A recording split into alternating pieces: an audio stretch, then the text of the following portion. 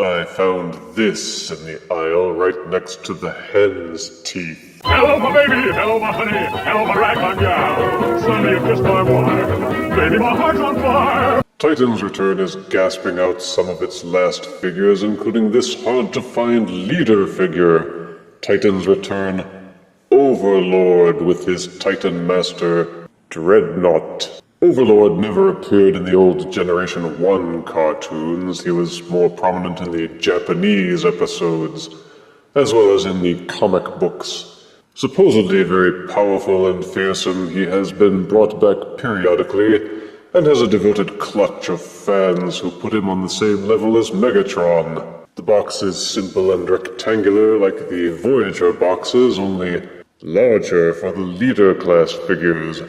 Character art is on the front and the side panel. On the back, his modes are all shown, including the robot, the tank, the jet, and the base mode. Diagrams show how to interact the Titan Master with the figure and other figures.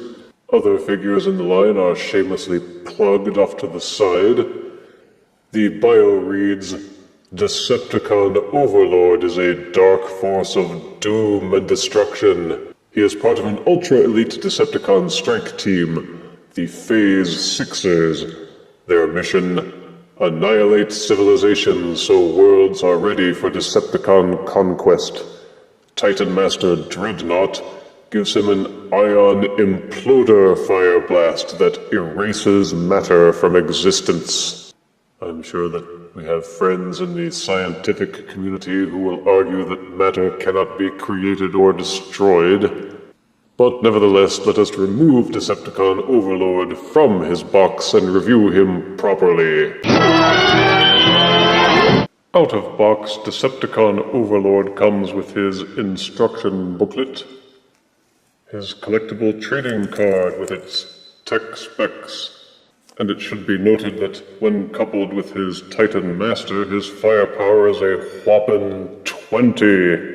He comes with one weapon accessory, and with his Titan Master Dreadnaut. Dreadnaut has a nice silver sheen to his faceplate, although that doesn't compensate for the fact that they gave him goofy robot lips. To transform Overlord's head into Dreadnaut the Titan Master, unfold the legs from the back, and that's pretty much it. There seems to be a lot more detailing with the paint on Dreadnaut. The face has a nice gold to it, and he has a mostly black body with the greenish teal core. The head will rotate 360 degrees in its socket and also waggle a little bit. The arms will swivel up, the hips will swivel up, and the knees will bend. That is the extent of a Titan Master's articulation, but as with most Titan Masters, they do a good job of fitting a lot into a tiny package.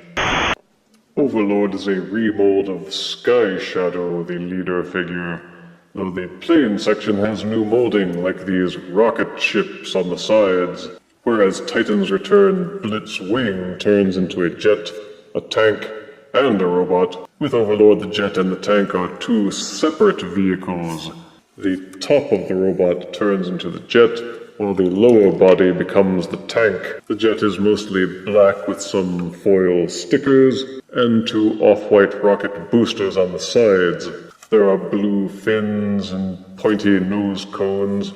From above, the plane looks pretty convincing, and there is no overt robot kibble. Turn it over and it doesn't look quite as good, but at least it doesn't look bad. There is a problematic lack of landing gear, only this greenish peg, and the Triptychon interface hinge, which can be said to be landing gear. But the plane wobbles a lot when you place it on any kind of flat surface, and it turns out that the jet mode does have fold-out landing gear. They just didn't say much about it in the instructions. Leave you to find it out on your own. Thanks a lot, Hasbro. In tribute to its Skyshadow origins, you can pop the front of the jet off and it becomes a smaller drone. You may also take the front of the nose cone off and have that as another separate smaller drone, although it doesn't have any wings or anything. Plug it back in thusly, and you can also remount the plane back into the back of the plane through use of these peg holes and these pegs. Simply lock and push them into place, and they will click in firmly, and the jet holds up well and feels quite solid. There are small pegs scattered all over the jet body to which you may mount the Titan Master figure, Dreadnaut. The cockpit also opens to seat the Titan Master, but it also has another hatch at the bottom of the cockpit, which you can open and send him falling comically to his doom. The foil stickers don't really seem to match the sculpting and the molding. There are several sections where the stickers visibly crumple and fold over the bumps and ridges in the sculpt, but the jet looks sleek since they didn't have to do anything to incorporate the robot legs. It is much cleaner in appearance than other triple-changer jets like Broadside. The tank is fairly simple. It looks alright with detailed sculpting. The tank has several pegs for mounting the Titan Master figure, and also sports an opening cockpit in which to seat Dreadnaut. It doesn't have as many foil stickers, but the ones that are there are the faction symbols, and those are the ones that count. The tank is purple with matching barrel, although the turret is off-white with grayish treads and some tealy bits near the back. The weapon accessory plugs into this hole at the front of the tank to fill in this ugly gap and actually make it look like a tank. The Trypticon connecting ports can be folded in or out of the treads. Some complaints I have is that the turret doesn't rotate in any way, nor does the tank barrel raise or lower. One of those missing can be an annoyance, but both missing is just a disappointment. Also, the treads are fake, just molded plastic with flimsy wheels below. It does roll well on flat surfaces, but don't expect it to coast very far on its own.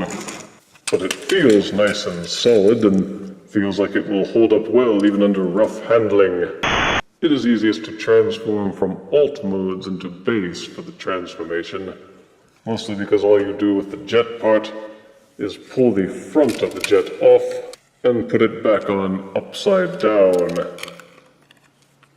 Untab these panels from the front of the jet and swivel them down on their accordion hinges. Take this section of the jet and tilt it forwards in preparation for connecting it to the tank section. To transform the tank to base mode, first remove the tank barrel, flip the tank upside down. You will see the robot underpants. Gently nudge the tread sections out from the side and push the underpants out and forwards. When transforming into a tank, these small tabs on the inside of the tank treads go into this slot here and click into place. But when transforming into base, reverse that and rotate the legs forwards. Separate the tank turret halves, angle the legs out just a little bit, and then rotate the tank turret section until it is inside the robot leg. Fold the tread sections inwards about 90 degrees. Use this ball socket joint to do a kind of 180 to invert it so that the turret sections are pointing upwards in the same direction as this little wheel. Turn it upside down. Take this section and this section and insert them together. They will click and lock into place. Once they have joined together, finish pushing these sections downward until they tab into place. Insert the weapon accessory into this hole here. And this is Overlord in his completed base mode. At least this time they didn't label it as a city on the box, so they won't be as embarrassed. The base can roll around on the same little disc wheels that the tank used, although it wobbles a lot more. It doesn't look good as a base per se. It looks like a plane pointing upwards, though the leg tank parts kind of resemble a docking bay if you use your imagination. The main draw is that you can attach the Overlord base to Trypticon by means of these ports, which are now at either end of the docking bay and also one on the back. Only the ones at the ends of the docking bay connected decently because of the hinged flaps. The one at the back is placed too low to reach any of the ports on its own, but it's a way for collectors to expand the cityness of Decepticon City. You can kind of imagine the plain nose cone as a central tower with the rocket engines as mini towers off to the side, and the sides of the docking bay to be platforms of sorts. You can park the Titan Master figure in this opening hatch, or mount as many as 6 to the teal and black sections of these platforms. There isn't much in playability other than that, although it's much better than nothing, and the base mode isn't nearly as cruddy as some others that might be mentioned. Optimus Prime. Only the one little plastic wheel at the bottom that was used for the tank is the pivot point now for moving the base around, which means that it's not very stable, but it does mean that you can do some other cool maneuvers with it. Donuts!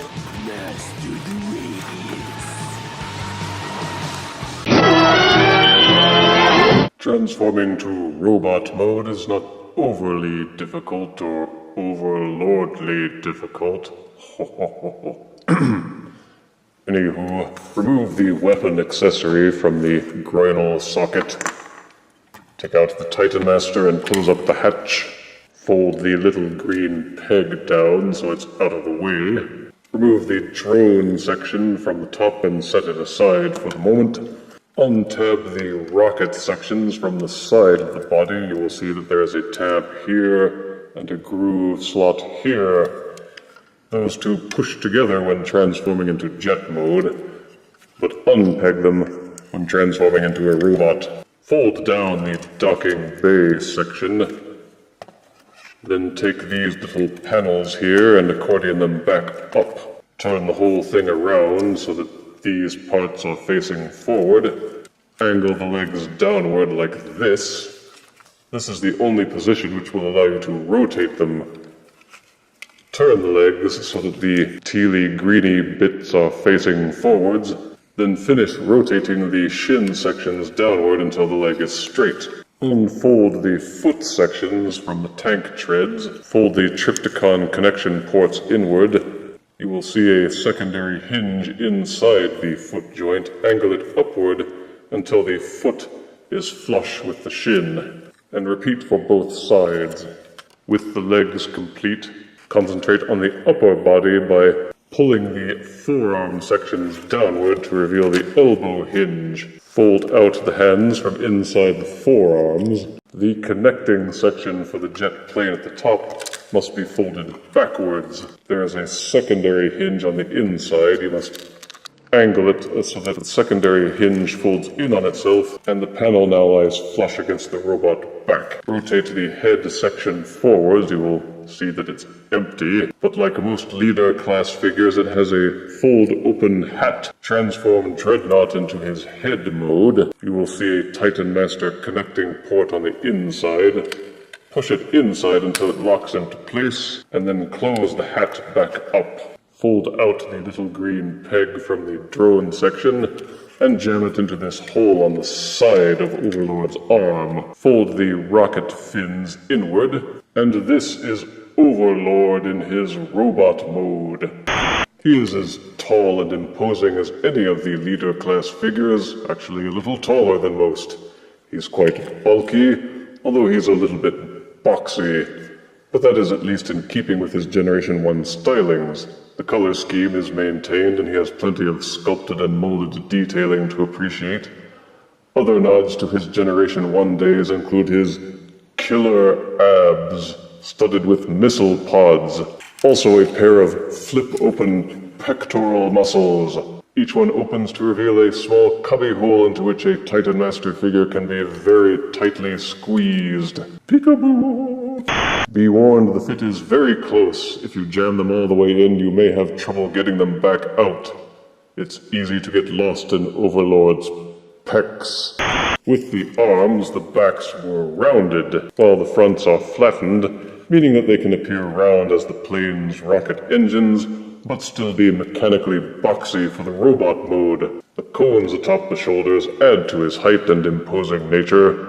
I'd have liked it better without the goofy robot lips, but you can always swap out another Titan Master that has a faceplate to improve his appearance. Soundwave's Sound Blaster Titan Master head in particular looks right at home inside Overlord's head cavity. Soundwave superior. A drawback is that there is some parts forming. The arm cannon or shield or whatever they say this is now has to be popped off and jammed into the arm. You can still sidecar a Titan Master into it by putting it into the cockpit, or pop off the secondary drone if you want to. Unlike other Titan Master figures, the gun accessory seems to have no sidecar gimmick. Ah well. As a robot, all of his parts feel solid and stable. There don't seem to be any ratchet joints, but the articulation seems to be stiff enough to support the weight of the figure. A set of very wide heel spurs keeps him stable on his feet. You may also put a Titan Master into the tank hatch, which is now on the back of his shin. Most of the vehicle parts are fairly well hidden, with the obvious exception of the plain nose. For articulation, the head will rotate 360 degrees, but this helmet/hat thingy makes it so that you cannot tilt it forwards or backwards. There is a swiveling hinge on the side of the shoulder, which allows for 360-degree rotation and a decent amount of splaying inwards and outwards, which is impressive given this nose cone should be getting in the way a lot. The elbow will rotate 90 degrees, and an elbow rotation joint is also included. The hands flip in and out as part of the transformation, but don't rotate in their sockets. There is also no waist rotation, but given the way the upper body and the lower body separate, that's understandable. There is a hinged ball socket combination joint on the hips, which will allow the legs to kick forwards and backwards to a very wide degree, and also splay in and outwards for those ballerina kicks. Upper thigh swivel is also included. The knees will bend almost 90 degrees, and also they will bend outwards. The feet sections will tilt up and down in the front and in the back. There is also a fairly robust heel swivel for those wide-angle stances, so you can get a wide range of posing out of Decepticon Overlord. One drawback is that the knee joints don't have as much friction as I would like. For size comparison, here is Titan's Return leader Decepticon Overlord next to Combiner Wars Galvatronus. Here is Titan's Return leader Overlord next to Supreme Pizza Dalek. And here is Titan's Return leader Overlord next to Homemade Suit Spider-Man. Positive aspects to Overlord are the many nods to his Generation 1 self. He is solid and hefty with lots of detail, and some playability with the Titan Master gimmicks, and being able to connect to Trypticon. Negative aspects are that he is much simpler than many other leader-class figures. His transformations aren't that complicated.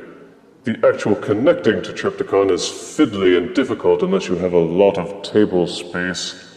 There is some parts forming, the tank is pretty much a brick, and the labels were stuck haphazard on top of a lot of the sculpting, making them wrinkly and loose. But I like being able to swap out his head for one with a faceplate. Revolver or Sound Blaster make excellent replacements. Given that Overlord is very hard to find, Titan's Return fans should pick one up if they chance to see it. I give Titan's Return Decepticon Overlord 7 out of 10 deaths. If only Overlord and Overboard didn't keep getting confused at parties. If you refuse me, honey, you lose me, then you'll be left alone, oh baby, tell more, and tell me I'm your own.